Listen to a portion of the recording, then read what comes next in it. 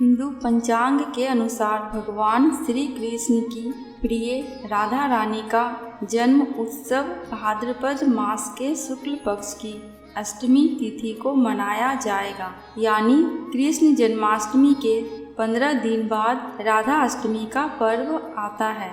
कृष्ण जन्माष्टमी की ही तरह राधा अष्टमी का पर्व भी मथुरा, वृंदावन और बरसाने में धूमधाम के साथ मनाया जाता है। इस दिन महिलाएं घर में सुख शांति और खुशहाली के लिए व्रत रखती हैं। राधा रानी भगवान श्री कृष्ण की प्रेयसी थी। राधा कृष्ण दोनों एक दूसरे से प्रेम करते थे, इसलिए कहा जाता है कि राधा का नाम जपने से भगवान श्री कृष्ण जल्दी प्रसन्न हो जाते हैं। राधा अष्टमी के दिन व्रत रखने और राधा रानी के साथ कृष्ण जी की पूजा करने से घर में धन्य धान्य के भंडार भरे रहते हैं, साथ ही भक्तों की सभी मनोकामनाएं पूर्ण हो जाती हैं। आइए जानते हैं राधा अष्टमी पूजा विधि, महत्व और शुभ मुहूर्त। राधा अष्टमी 2023 तिथि पंचांग के अनुसार भाद्रपद माह के शुक्ल पक्ष की अष्टमी तिथि की शुरुआत 22 सितंबर 2023 को दोपहर 1:35 पर हो रही है। अगले दिन 23 सितंबर 2023 को दोपहर 12:17 पर इस तिथि का समापन होगा। उदया तिथि के आधार पर राधा अष्टमी का पर्व 23 सितंबर को है। इस दिन राधा रानी की पूजा दोपहर में की जाती है। राधा अष्टमी पूजा मुहूर्त 23 सितंबर को राधा अष्टमी वाले दिन राधा रानी की पूजा का शुभ मुहूर्त सुबह 11:01 से दोपहर 1:26 तक है। राधा अष्टमी 2023 पूजा विधि। राधा अष्टमी के दिन प्रातः काल जल्दी उठकर स्नान करें और साफ वस्त्र धारण करें। इसके बाद तांबे या मिट्टी का कलश पूजन स्थल पर रखें और एक तांबे के पात्र में राधा जी की मूर्ति स्थापित करें। एक साफ चौकी पर लाल या पीले रंग का कपड़ा बिछाएं, उसके ऊपर राधा रानी की प्रतिमा स्थापित करें। पंचामृत से स्नान कराकर सुंदर वस्त्र पहनाकर दोनों का श्रृंगार करें। फल फूल और मिष्ठान अर्पित करें। इसके बाद राधा कृष्ण के मंत्रों का जाप करें, कथा सुने, साथ ही राधा कृष्ण की आरती अवश्य ही गाएं। राधा अष्टमी व्रत का महत्व।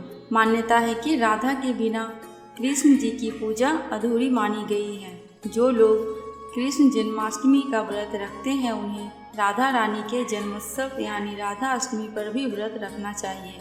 ऐसा इसलिए क्योंकि राधा अष्टमी के व्रत के बिना कृष्ण जन्माष्टमी की व्रत का पूरा फल प्राप्त नहीं होता है।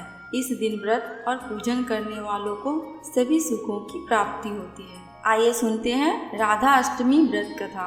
मान्यता है कि भाद्रपद मास की अष्टमी तिथि को श्री राधा जी का प्राकट्य हुआ था, इसलिए राधा अष्टमी मनाई जाती है। पद्म पुराण के अनुसार राधा जी महाराजा वृषभानु की सुपुत्री थी। उनकी माता का नाम कीर्ति था। एक बार जब महाराजा वृषभानु यज्ञ के लिए भूमि की साफ सफाई कर रहे थे, उस समय उनको भूमि पर राधा जी मिली थी। ऐसी कथा भी मिलती है कि जब भगवान विष्णु ने कृष्ण अवतार में जन्म लिया था तो उनकी पत्नी लक्ष्मी जी राधा के रूप में पृथ्वी पर आई थी। ब्रह्म वैवर्त पुराण के अनुसार राधा जी श्री कृष्ण की सखी थी।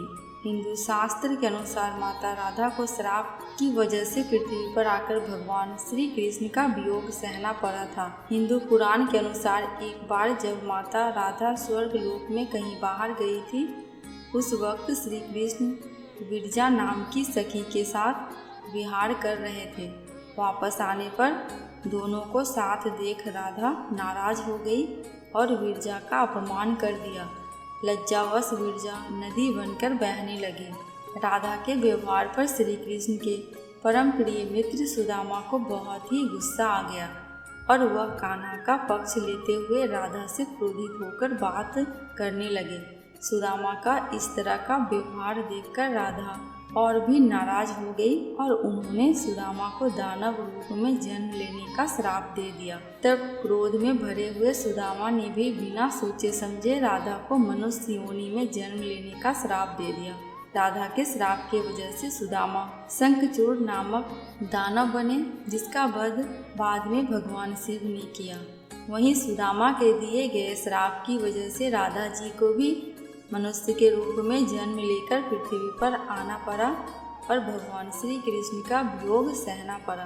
कथा समाप्त। दोस्तों, कमेंट बॉक्स में राधा रानी एवं भगवान श्री कृष्ण की जयकारा लगाना बिल्कुल भी मत भूलना। आपको मेरे चैनल पे व्रत त्योहारों की जानकारियाँ एवं उनसे जुड़ी कथा कहानियाँ मिलती रहेंगी।